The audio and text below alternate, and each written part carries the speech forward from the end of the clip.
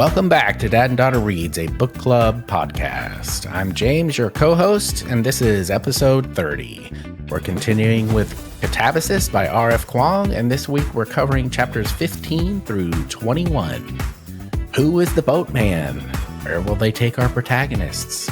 Will Alice finally stop talking about academia and just get on with her trip through hell? Let's find out. But first, I'm joined by my co-host Miranda, who's here to catch us up on her week and what she's been reading. Miranda? Hello. The boatman? What was that emphasis on man? How do we know it's a man? I'm just saying what they said in the last chapter we read. It's okay. I also was assuming man too. But that's also why I said, where will they take our protagonists? Pronouns. I know, everybody's scared of pronouns. How was my week? My week was fine. I have been job hunting. I was on the job hunt last week. So a lot of driving around Albuquerque and leaving resumes places, which was kind of cool because then I got to drive around Albuquerque and see a bunch of different cool spots. And I do have 2 leads on a job. And I'm actually hoping that I get both of them because one of them's 2 days a week and the other one's 4 days a week. So kind of hoping that I can do both of those so I can make lots of money while I'm here. That is the plan. So that's good. I definitely I have 2 interviews this week as of right now, tomorrow and Wednesday. So everybody wish me luck. I feel good about both of them. Good luck. I feel like actually both of them are already kind of like mine. It's just like formality to do like an extra interview or something. But anyway, so I feel good about that. Thank goodness, because I was hoping to have a job by October. Now it's looking like I'll have 2. So yay. Let's see what else. Other than that, just kind of, acclimating to Albuquerque, the weather, the elevation, much higher elevation here. And yeah, I am still trudging along through the same book I've been reading for 2 or 3 months now at this point. Trying my best to do that, hoping to get through that actually this week. So try and get through these chapters of Katabasis quickly so I can finish that book and move on to another book because I have a lot of books that I want to read while I'm here. So I'm excited to get started on those. Yeah, I think that's it for me. Just kind of hanging. I've been rewatching Orange is the New Black.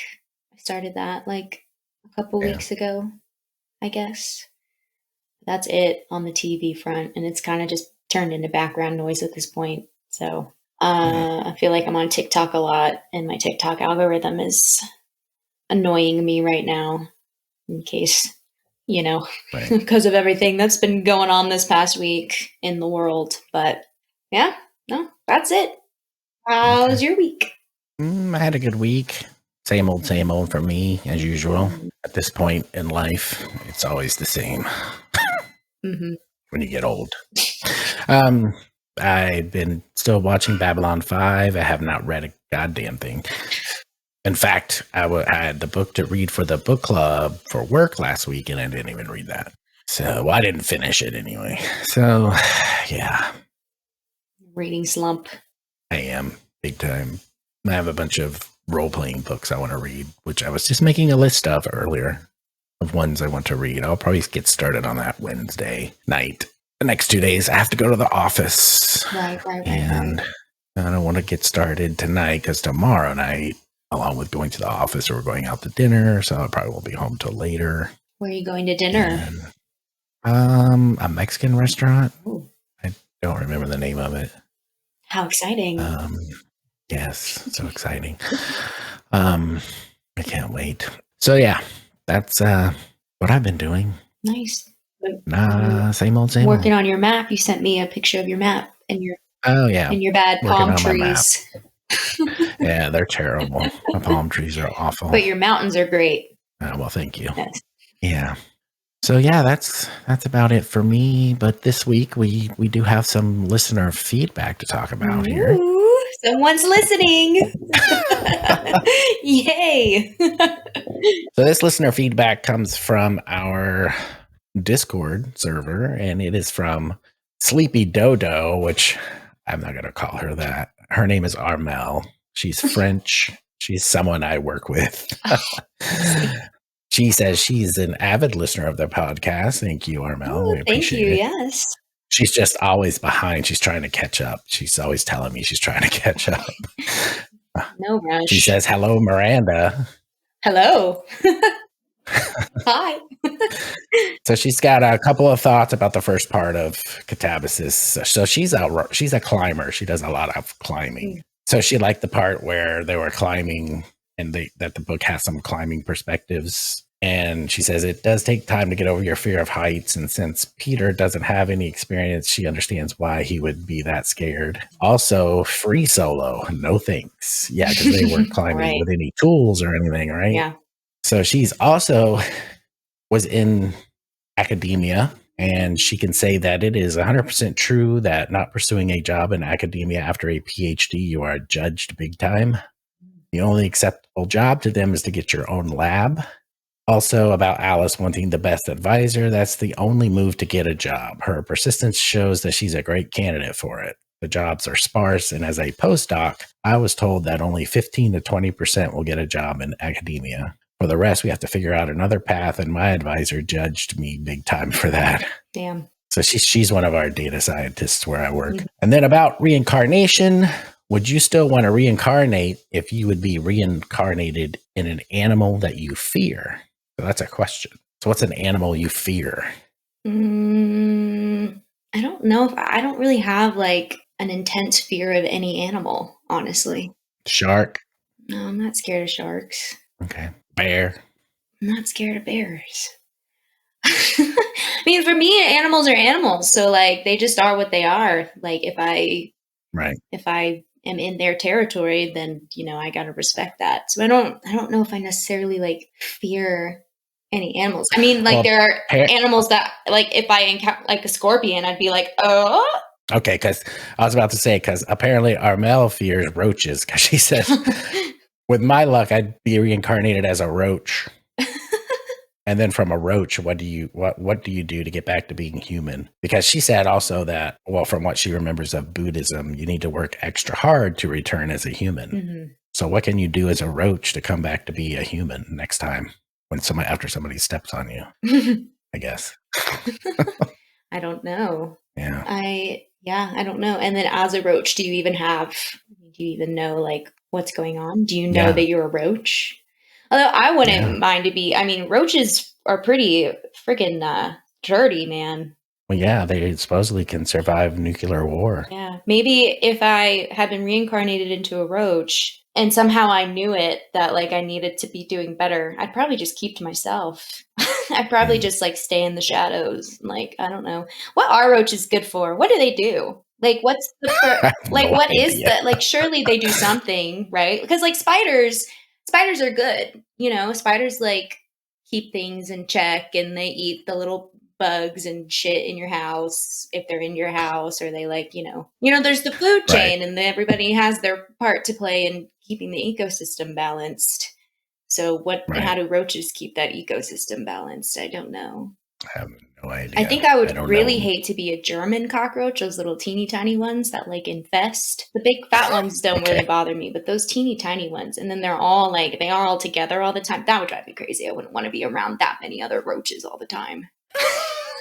Okay. That would get annoying. But anyway, I don't know. I think if I came back as an animal, I think it's more of like in this life, you get reincarnated into like the karma is that you get reincarnated into a life that you in your previous life looked down upon or oppressed or something like that. I think that's what it is. So in theory, you're going to get reincarnated into a lesson that you didn't pass in your previous life. So you get reincarnated into something that's going to teach you that lesson. Now you're going to learn what it was like to be what you put down or looked down on or oppressed or was violent to in your previous life kind of idea. Yeah, I don't know how that works. Well, it's the secrets of the universe. Nobody knows exactly how it works. Anyway, yeah. So I think that's the whole thing with reincarnation, is that you get reincarnated into the lesson that you didn't learn in your previous life.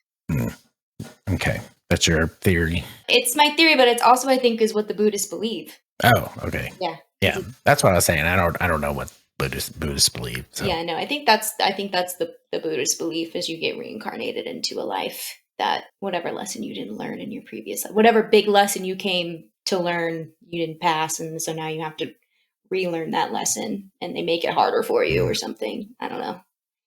Karma and all that crap. Until you learn all the lessons, and then you hit nirvana. That's Buddhism, though. I don't necessarily believe that. Okay. But anyway.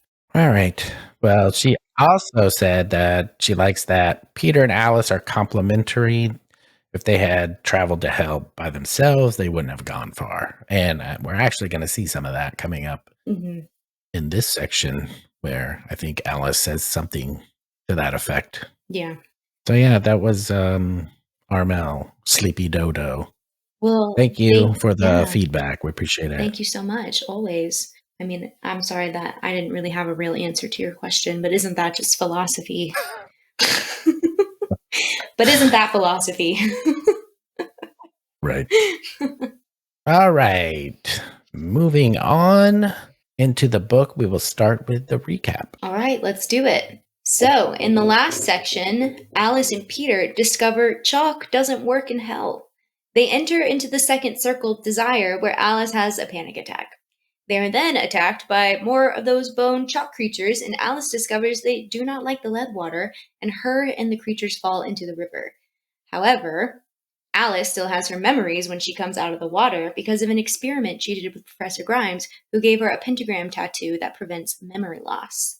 Alice and Peter rest for the night, and on Alice's watch, she goes through Peter's journal and finds a passage that leads her to believe Peter was planning on trading her soul in hell for Professor Grimes' soul. Once they get moving again, they run into the Weaver Girl, a goddess trapped in hell, and in order to pass, they must each separately make a choice to either continue to journey together, by choosing the red apple, or not, by choosing the green apple. If they both choose to journey together, they will go on.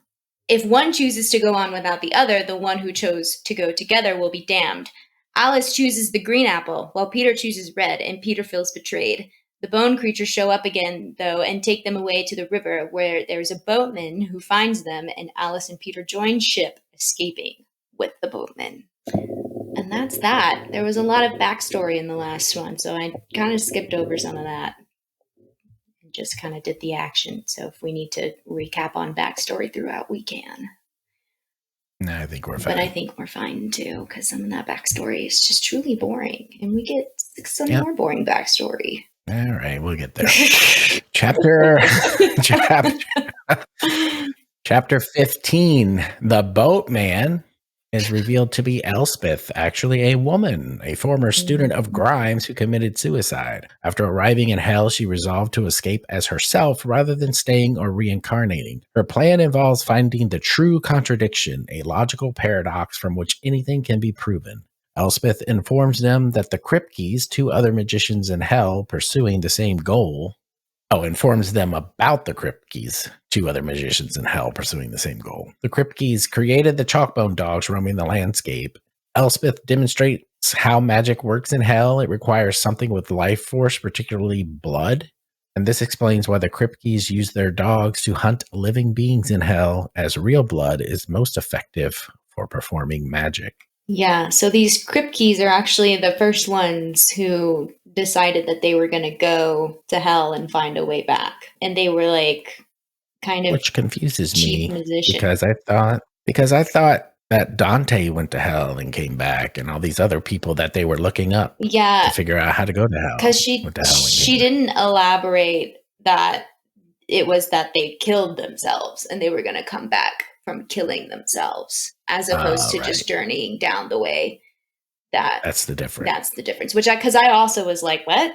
And then they ended up killing themselves in front of everybody, and I was like, oh, I see. Yeah, so they kind of started that trend. They started a trend. This was like a long, long time ago. But they were kind of like, you were like cheap magicians, and they were always on tour. And then this was like their big trick, right? Was like, we're gonna kill ourselves and come back.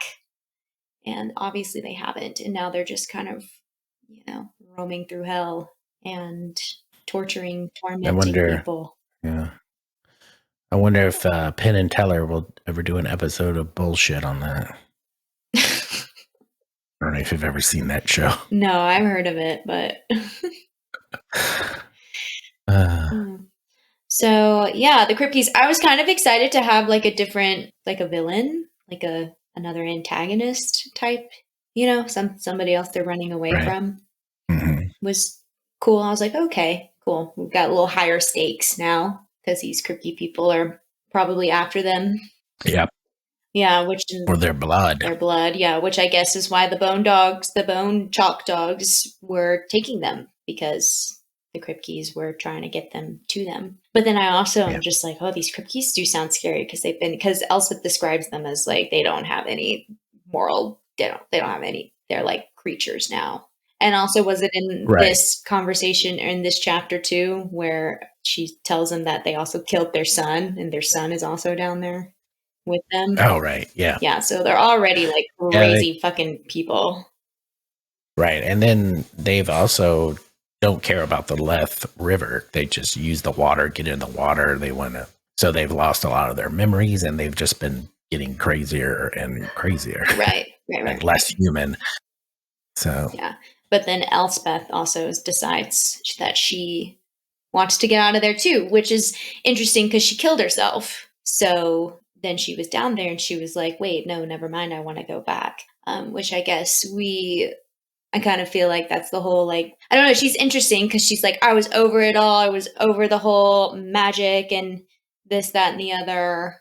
Well, I guess we get into the next chapter. I can wait to talk about it. Right. Chapter 16, Alice and Elspeth have a conversation about Elspeth's suicide. She explains it wasn't because of Grimes specifically, but rather the entire system, though she later contradicts this by revealing that Grimes treated her poorly and had lost his magical talents. So she says it wasn't because of him, but then she goes off on him about the way she was treated by him, and etc. Alice displays some internal misogyny when she compares their interaction to meeting another female academic at a conference, with both women sizing each other up, marking the second instance where Alice has exhibited this behavior. Yeah, so to me, it's like with Elspeth, back to Elspeth, she is like, fuck this whole system, and then ends up killing herself. But now it's kind of reminding me of the shades at the beginning where she's like, but I want to go back. And it's like she can't let go of that identity, even though it's what she escaped from, what she was trying to escape from when she committed suicide. So we've got that going on. And then, yes, Alice, in her morally gray ways, she's very judgmental with Elspeth. Yeah. And there was another section where she kind of did the same thing with some woman she met at a conference. Yeah. Yeah. We didn't really talk about that, but that was earlier in the book. But this is like the second time she's been that way with another woman that's in her field. Right. So maybe she's very competitive, I guess. She's competitive. Because it's harder for women.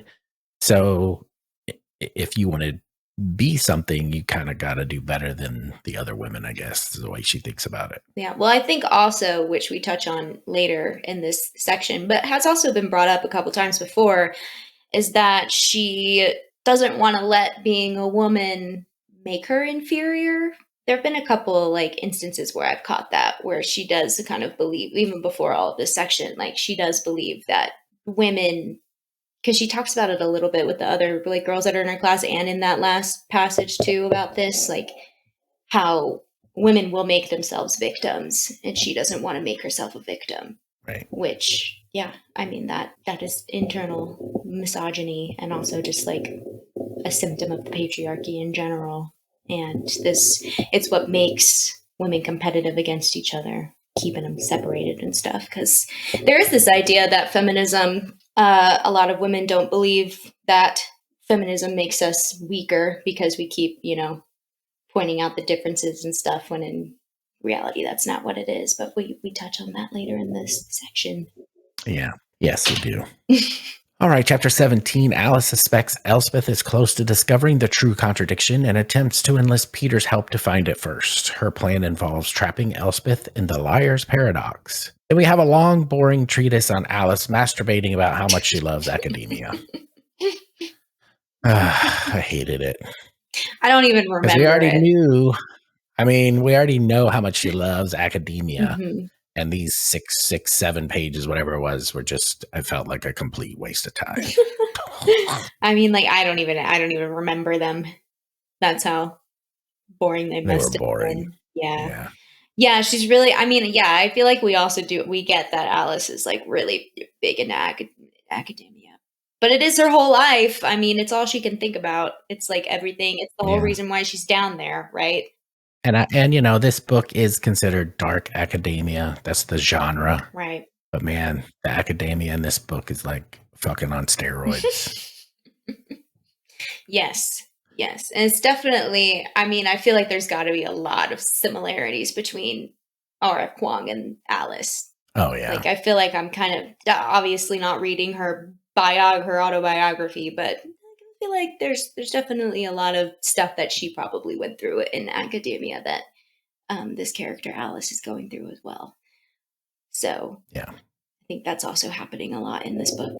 All right, chapter 18. The group journeys past the deserts of greed. So they're still on the boat going down the river, where they observe what appear to be shades wrestling. They reach Wrath, where Elspeth gathers embers for her lantern and stove. While she's away collecting, Alice and Peter put their plan in place. Peter draws the pentagram for the liar's paradox under a mat near the stove. When Elspeth returns, Alice asks for tea, and Elspeth makes the tea while standing on the mat. Underneath is the pentagram Peter drew. The cat Archimedes begins clawing at the mat, revealing the pentagram beneath. Elspeth becomes angry and redraws the pentagram, making it stronger so that no one within it can lie. She forces Peter to stand in it and explain why they are there. She laughs at them and asks why they would waste half their lives looking for that clown Grimes. She then kicks them off her boat in wrath and leaves. So they pissed her off. They sure did. Honestly, Alice's whole, again, like, I was just kind of like, Alice, why are you doing this? Peter's mad at her, right? Peter's pissed at her because of the apple situation. So he's already like, I was kind of surprised that he even went along with the plan in the first place. Yeah. Because her plan, because she was just like automatically just going to betray her. And it's like, why you're doing that? But again, it's, I think that was also the internal misogyny. And then she did kind of be like, we're going to, like, now I want to find it, Wasn't she kind of like, now I want to find it? And it's like the paradox or whatever. Right. And it's like, yeah, the not the paradox, but the true contradiction. Yeah. Right. Yeah. So now she wants to, and so I'm just like, damn, Alice is kind of going crazy here.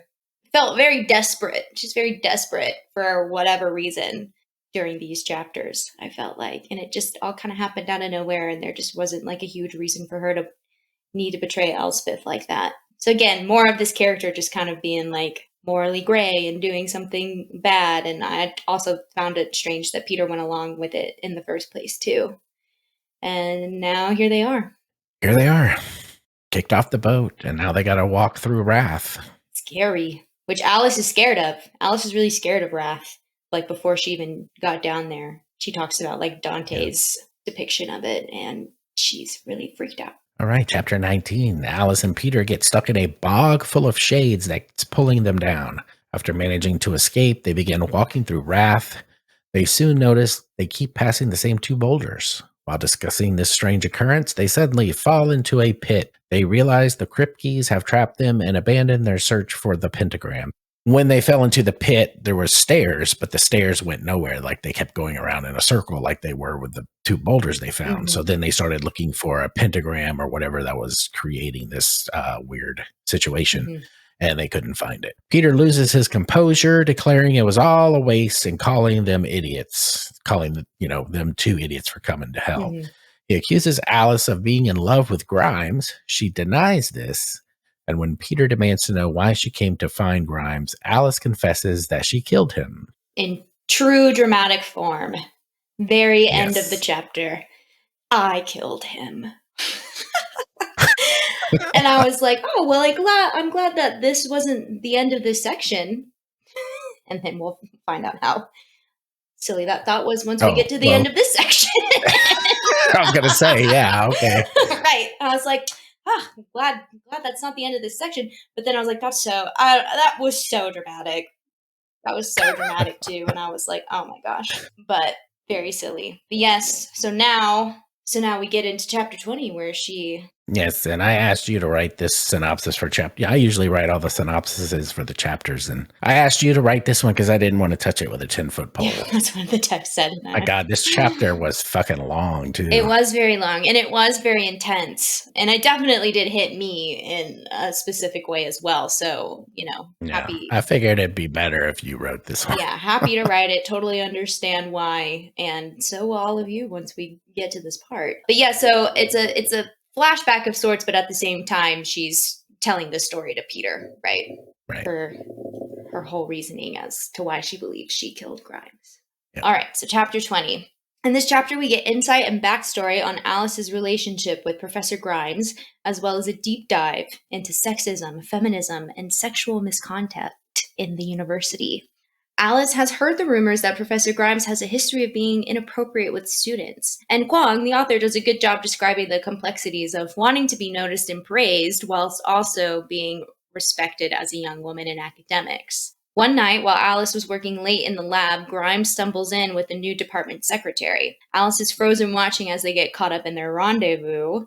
Grimes catches her watching but does not stop what he's doing, and she runs out of there. Then one night after a dinner, they, Alice and Grimes, end up in the lab drunk, and he tries to make his move on her, in which the power dynamic switches abruptly for Alice. So before this, getting into the complexities that I said Kuang describes, Alice kind of feels like she's in control of the situation because she's very smart, she's doing everything she's supposed to do, she's impressing Grimes whilst also keeping her femininity and almost kind of using it to her advantage. She finds it exciting. She finds it thrilling. Like, oh, I can still be this attractive person. And he obviously is attracted to me because she gives some examples of that. But he still respects her as a smart person. But maybe not so much after this. So the power dynamic switches abruptly for Alice. Alice sees Peter witness this encounter, and shocked, he leaves unnoticed by Grimes. She tries to stop his advances and runs out when he doesn't stop. After this encounter, Grimes, of course, turns cold on Alice and rumors fly, putting great harm onto Alice's status. Alice tries to talk to Professor Helen Murray, an advocate of feminism. However, Murray is not on Alice's side, as her and her fellow female cohorts have not so much been advocates of feminism, feeling as though they shouldn't use being a woman as an excuse for a lack of success. Murray asks Alice what it was exactly she wants to do, making it clear that telling the authorities would ruin her career, and Alice realizes then that there is nothing she can do that won't cause more harm than good, and goes on feeling dejected and small, even contemplating suicide, but deciding the shame in that was worse than just trudging through. Right. And so I just wanted to say the part where Peter witnesses this encounter. So he was standing outside the door and saw through the window, and then he ran off when Grimes was coming on to Alice. And that's why he thinks that Alice is in love with Grimes. Yeah. And that honestly pissed me off because he's just assuming that Alice wanted that.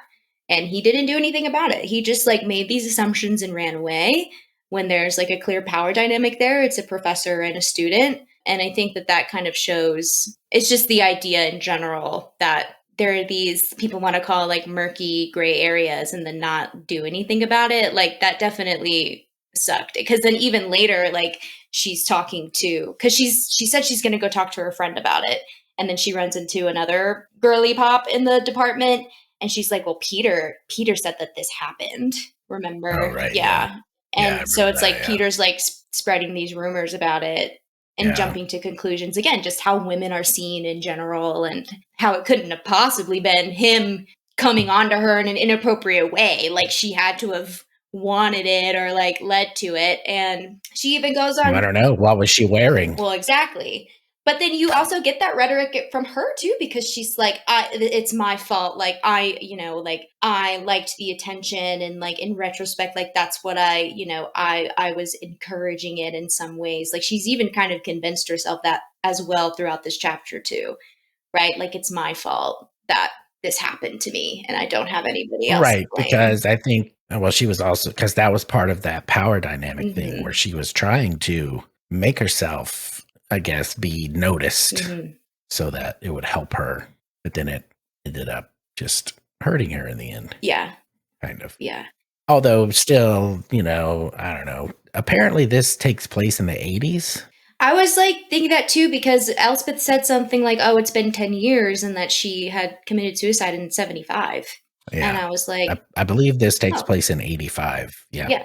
I didn't realize that until Elspeth said that, because I was like, "Wait, what? It's Yeah. only been 10 years." And then I was like, "Oh, this must take place in the 80s." Yeah. And so, well, we know how things were back then, Right. even worse than they are today. So, Yeah. Yeah. But then also, yeah, this idea that women do blame themselves for putting themselves in those situations, when in reality, it's like, no, you weren't the one with the higher power dynamic the whole time, like he was. right. But of course nobody believes that. So yeah, so it sucked the way Peter reacted. Yeah, that was a tough chapter. I thought it was a good chapter. I think R.F. Kuang did a good job of describing it and talking about that situation. I really liked the Professor Murray character too, kind of being like, "Yeah, girl, this is what we've been trying to tell you, like, what do you want from me?" Yeah, that part was pretty funny Yeah, because she was like, the "Well, way it, what do the way you it played do? You out. want me to be your advisor now?" No, didn't think so. So what do you want to do? Tell the police? What's that going to do? It's just going to make everything worse. So it was a big slap in the Yeah. face, a big reality check for Alice there as well. Of like, oh, because you don't think, no, this couldn't possibly affect me until it affects you in some way.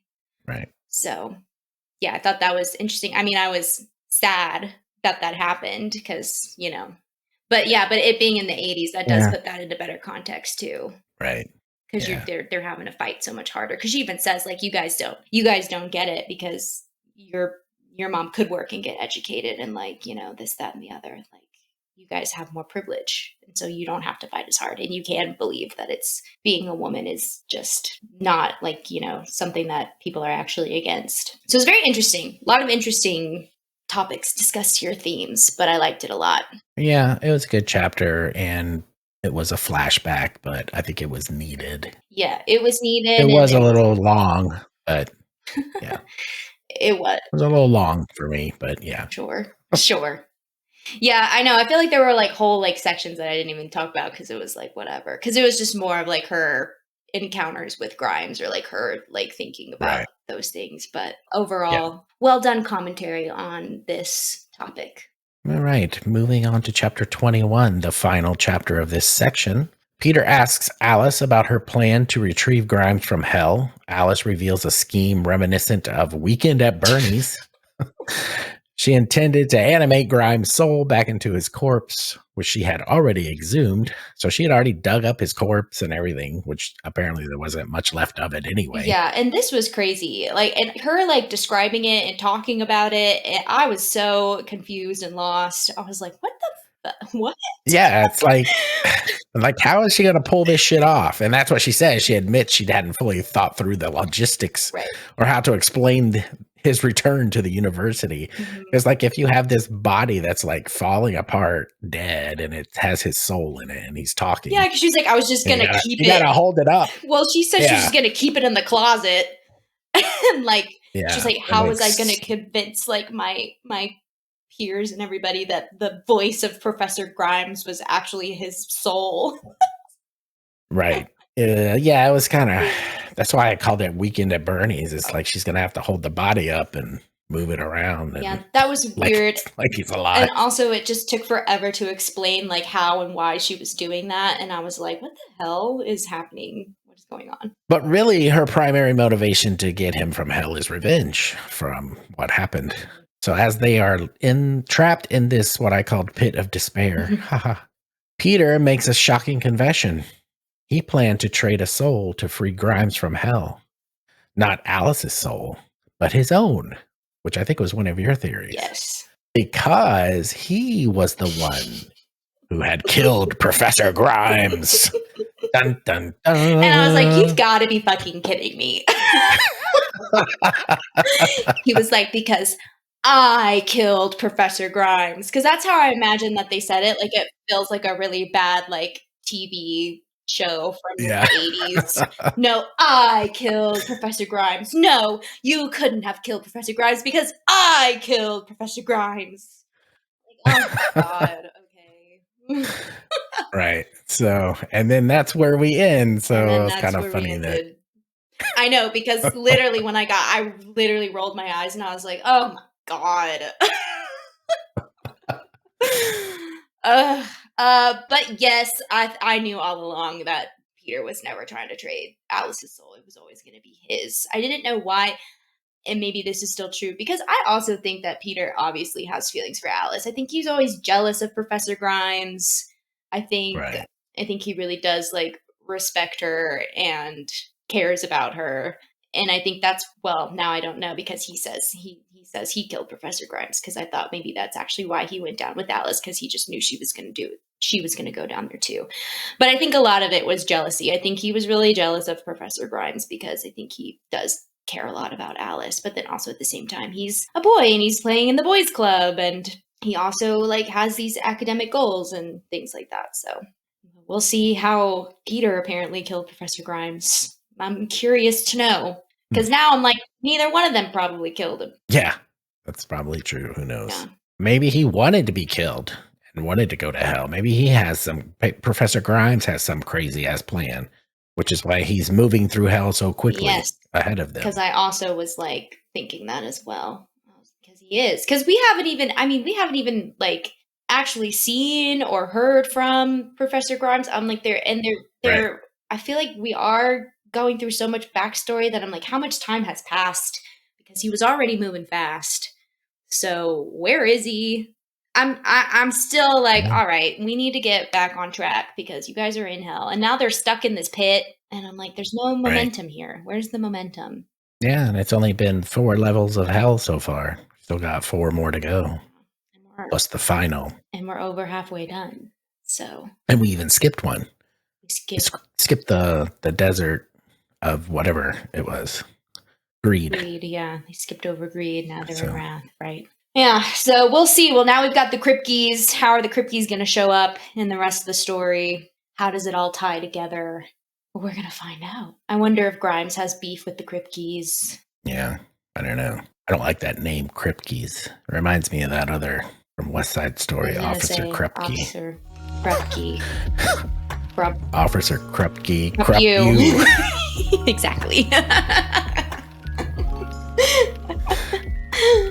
Yep. All right. Well, that's the end of this section. Yeah. Wait to see what happens next. How did Peter kill Professor Grimes? We'll find out, because that's it for this week's episode of Dad and Daughter Reads, a book club podcast. Thanks for joining us as we dug into chapters 15 through 21 of Katabasis by R.F. Kuang. Next week, we'll be covering chapters 22 through 28, so read ahead and come back ready for more discussion as the journey through the underworld continues. In the meantime, don't forget to follow us on Blue Sky, Instagram, TikTok, and join our Discord to share your thoughts and theories. All the links are in the show notes. Thanks for listening, and happy reading. Our intro music is Upbeat Funk, performed by Mikhail Smusev, and our outro music is Lo-Fi Chill, medium version, performed by Bodan Kuzmin. You can find both tracks on pixabay.com. Thanks for joining us, family, and we'll see you next week.